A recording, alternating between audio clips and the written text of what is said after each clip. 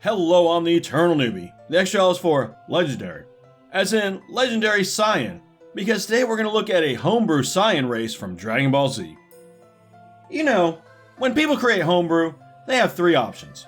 You can either go all in on flavor, all in on balance, or try to balance the two. And yes, pun intended. Today's Homebrew is all about option one. Its creator, Shadow, warned me about this, telling me I'd consider him a power gamer. Personally, I have nothing against power gamers. Heck, I'm part power gamer on my mother's side.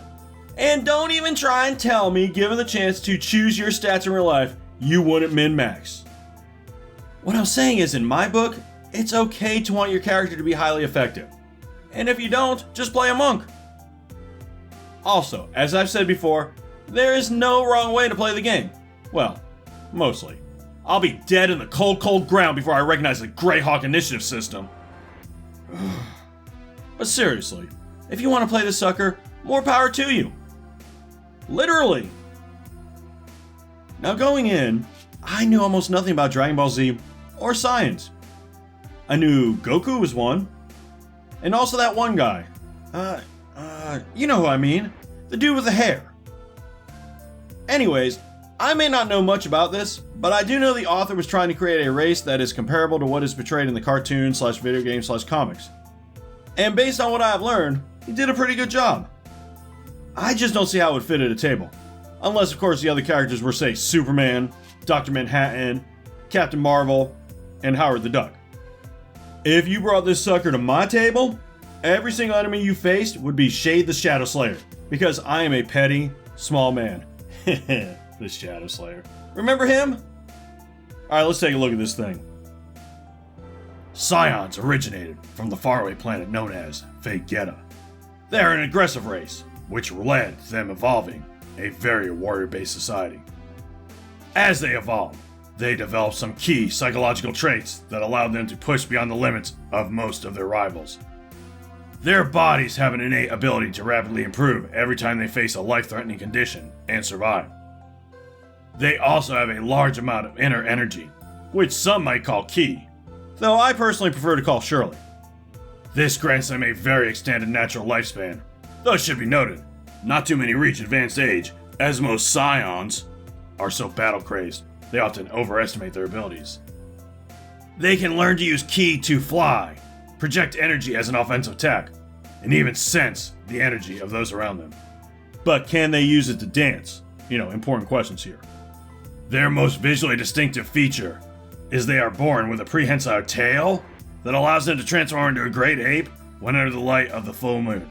Wait, they're were-monkeys with tails?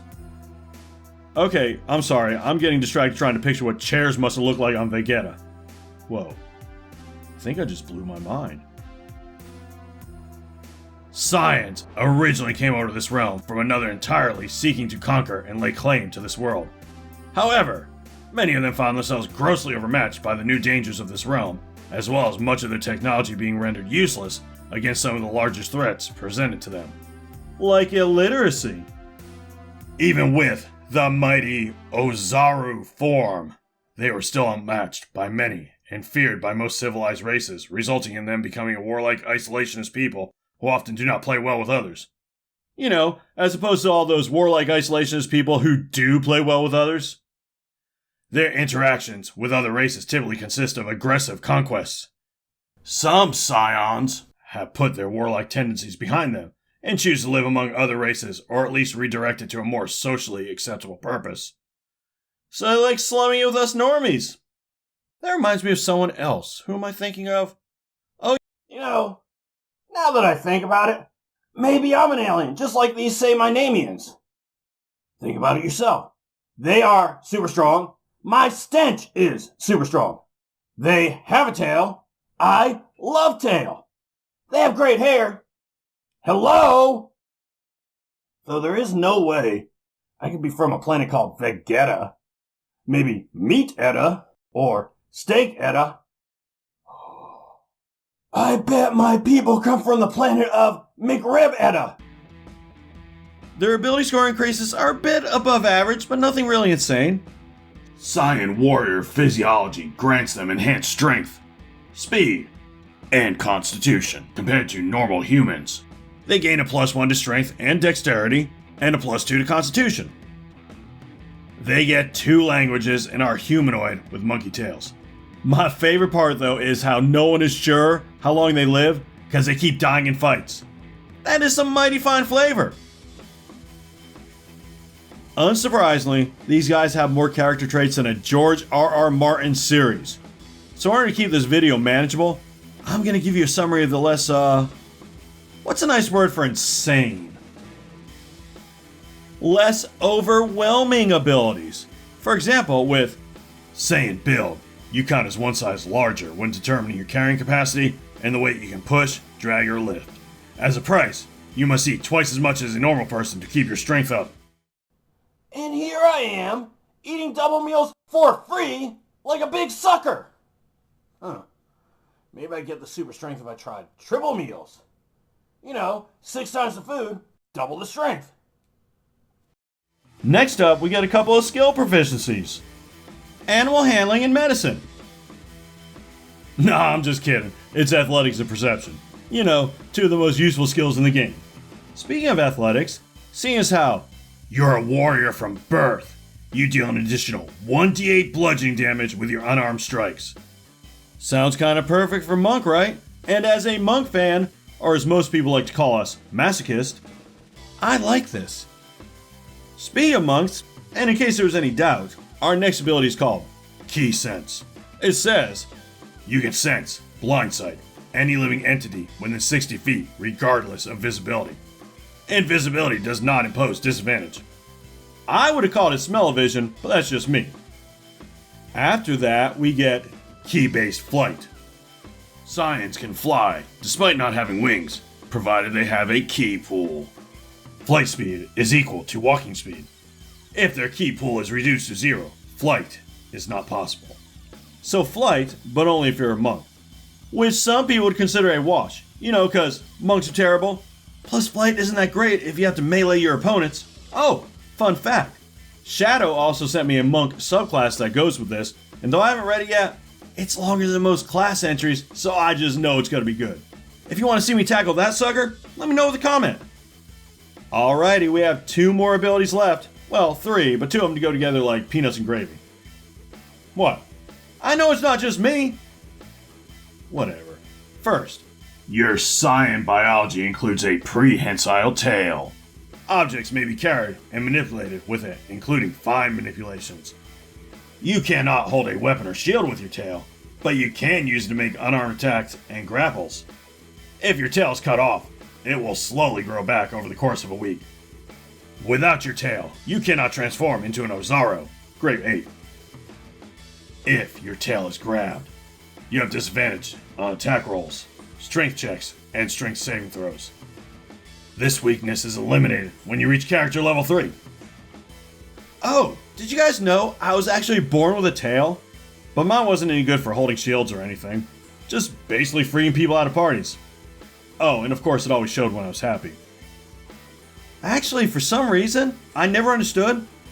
My tail is on the front. I don't get it either, but I failed biology, so who knows. It certainly didn't let me turn into a giant ape or Ozaru, but that would have been pretty cool.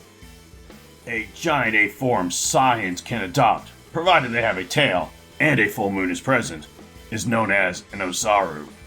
They must look at the moon to adopt this form temporarily. A Scion must make an intelligence saving throw when adopting this form. Succeeds on a 10 or higher. Should they fail this check, they go wild and are treated as enemies. A Scion can be forcibly reverted to its base form by removing its tail, destroying the moon, or when the night ends. Their physical stats become those of a giant ape until reverted, either by force or naturally. And their mental stats remain the same as their base form should they succeed the saving throw.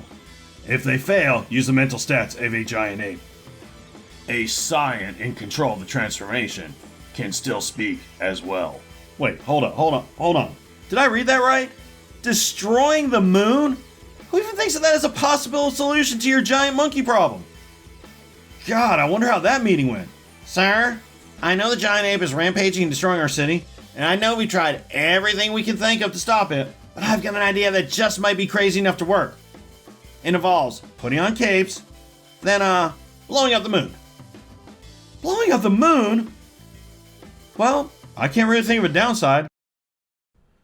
What? You want blowing up sounds? It's space, there's no sound. Alright, fine.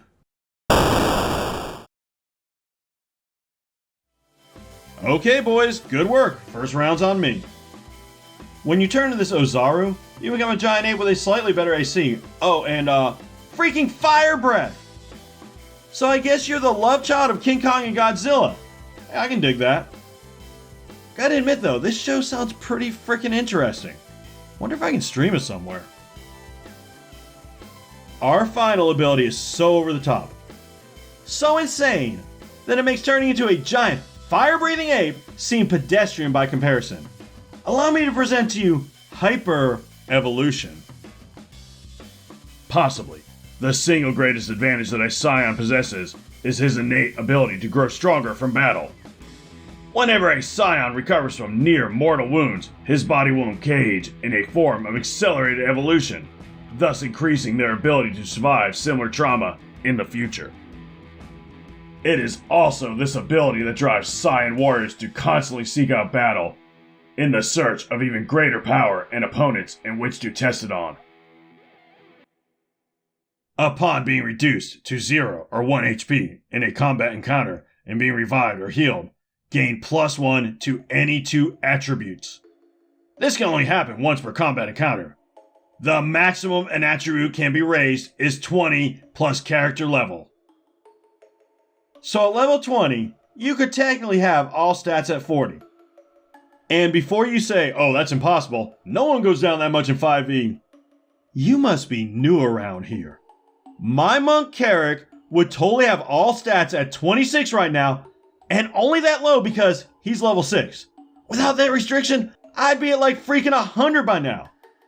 No, seriously, I go down more than a moon in the Dragonball Z universe. So, that was the Scion race. A mix of Dragonball Z, D&D, and Insanity. What do you think? Would you like to play this one? Let me know in the comment. Also, likes and shares are always appreciative.